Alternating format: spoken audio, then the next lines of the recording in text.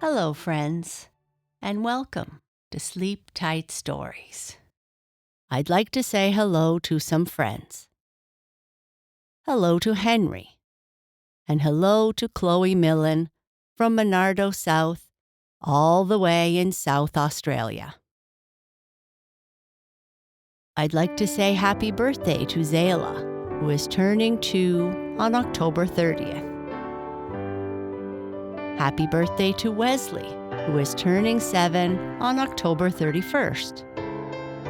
And happy 6th birthday to Micah from Edmonton, who is also celebrating his birthday on October 31st. A very happy birthday to you all. I hope your day is very special. If you'd like to support us and get some of the perks like shoutouts, birthday messages, and goodies in the mail, please visit our support page at sleeptightstories.org/support. Thank you. This is our first Halloween story for this year. It is about a little boy and a girl named Dan and Annie. They live in a village with a witch's house on the hill. The house stares down on Dan's village, and he has been told never to go there. Annie, his friend, is quite mischievous and decides to go and see what this house is really like. When they get there, they meet the witch and find out that she needs their help. Can they help her? House on the Hill by Geraldine Granleese.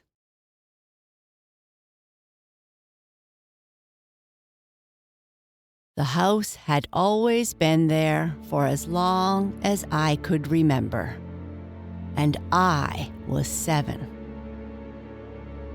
A witch lived in the house. The house was behind some trees at the top of the hill, staring down on my village. I was told never to go there. I heard this every day. Stay away from the house hidden behind the trees on the top of the hill, my mom and dad would say. If you go close, you will hear tick-tock, tick-tock. So always stay on the street with the lantern on the corner and Mr. Harvey's draper's shop next door.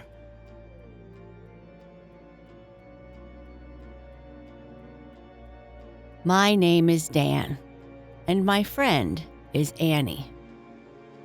She is a little taller, a little smarter, and much more mischievous than me. We're usually together all the time. It was the day before Halloween, and our imaginations were running wild in anticipation of what might happen. We headed out together to get our favorite sweets from the sweet shop near Mr. Harvey's draper's shop that sat under the lantern. When I glanced up from the seat placed neatly under the lantern, I saw her run towards the hill. My heart skipped a beat, but Annie ran further and further until she was almost the size of an ant in the distance. Follow me, Dan. I followed her reluctantly as I climbed the hill. No, Annie, come back. You will hear the tick-tock. When I got to the top, I crouched down and quietly started to creep carefully around the house. The long weeds and nettles stung me, but I tried not to cry out. I climbed up on my tiptoes and peered through the broken window. How I wished I was 10 years old. Then I would be up higher, and surely I would be much braver at that moment. Tick, tock, tick, tock. The voices got nearer. I peeped through the hole in the torn curtains to see Annie sitting on an upside-down mop bucket. It was then my eyes were drawn to the woman she was chatting to. I was astounded by her appearance. She was wearing pants like boxers wear in a boxing ring, and a little torn, crinkled gray vest hung from her spindly old body. I studied her further. She was a little old woman with a long, crooked nose, hooked fingers, and cracked teeth. She was sitting on a worn-out rocking chair, swinging all the while she screeched, "I can't go out at Halloween, Annie!" she exclaimed. I trembled as she mentioned Annie's name. Don't tell me Annie has told the witch her name, I thought, as I grimaced across at her. The witch hobbled up and pointed to the door with her walking stick. "Come in, boy, and stop peeping." Trembling, I stumbled inside and nervously sat beside Annie. The witch then started mumbling to herself, "I don't have my beautifully scary black dress anymore," she said. She leaned over to open a cupboard, and as she opened it, a broom fell out at my feet. It caused a shiver to run down my spine. She pulled out a dress from the cupboard, but it was bright pink. The witch sobbed uncontrollably. "What happened to your dress?" "I washed it with my white and red stockings, and it turned out bright pink." Then she gingerly stood up, reaching up to retrieve her hat from a hook in the corner, just above a box with spells written on it. She pulled her hat off the hook, but it wasn't black. It was orange. I could sense her sorrow now, but it was so funny that I almost giggled too, until I felt Annie dig me in my ribs with her thumb. "What happened to your hat?" "I washed it with my red and yellow knickers, and it turned orange." It was then that I heard the tick, tock, tick, tock, and noticed hundreds of clocks on the wall lining up her hallway. I summoned up my courage to ask, "Why do you have all the clocks?" "They remind me that I am going to ride my broomstick through the sky in the witches' parade at Halloween. But I can't go looking like this." The door creaked open, and in walked a very sad-looking cat, meowing incessantly. It gently stroked my leg as it went past, and I giggled. I had almost forgotten for a moment where I was. For the first time, I saw the witch smile. She only had 4 teeth. I thought she must never have brushed them, but I wasn't brave enough to ask. "I have an idea," said Annie. "My granny has a long black dress you could borrow, and we can dye your hat black again using this mop bucket. Dan will help you do that, as I am running home for the dress now." How dare Annie leave me here alone with the witch? I felt a nudge. "Well, Sir Dan, get to it." Her voice frightened me.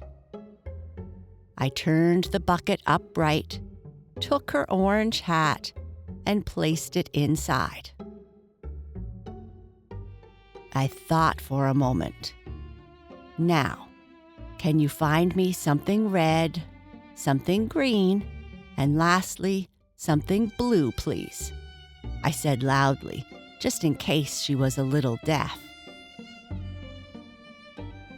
She scratched her bony head. She was unsteady on her feet as she rose, mumbling again. I was afraid to move until she came back.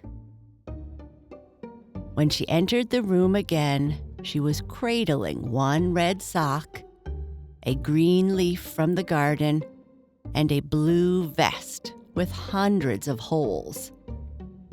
I thought I giggled so loudly, but this time when I looked at her again, she was laughing too.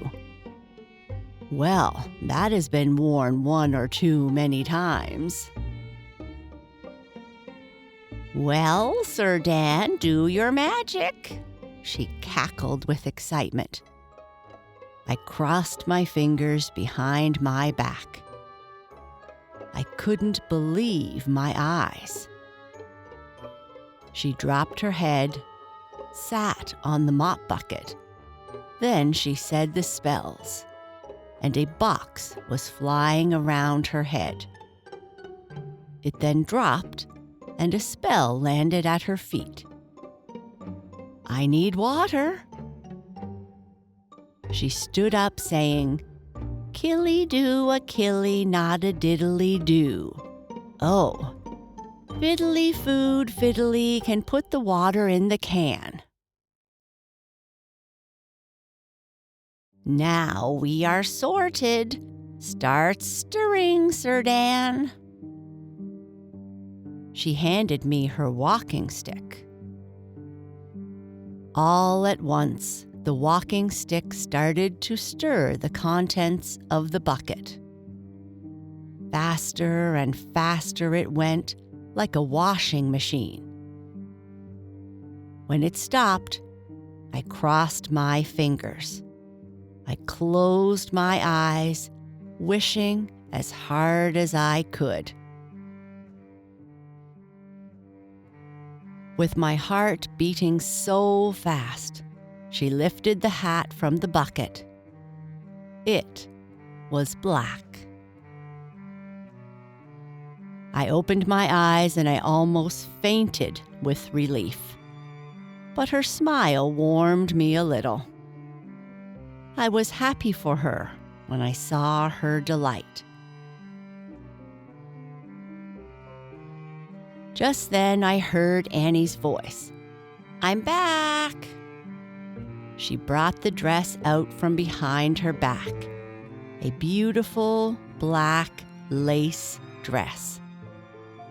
The witch jumped up and down, screeching with sheer happiness.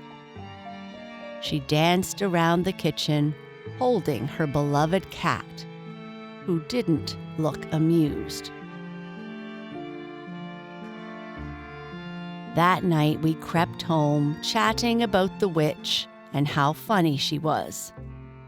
We wondered, would we see her in the sky on Halloween night? We crossed our fingers again, hoping we would. The next day was Halloween. We were busy carving pumpkins and getting ready to go trick-or-treating. Just then, our front door was blown open.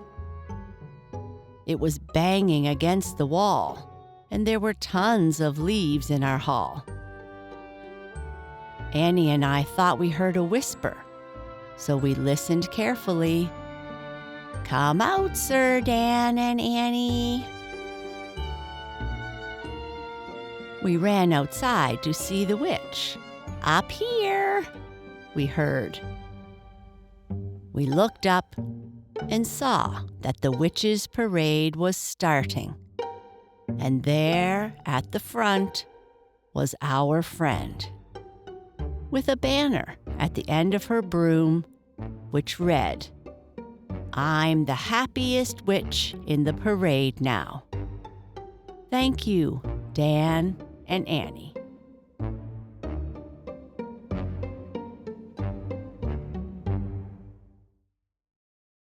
And that is the end of our story. Good night. Sleep tight.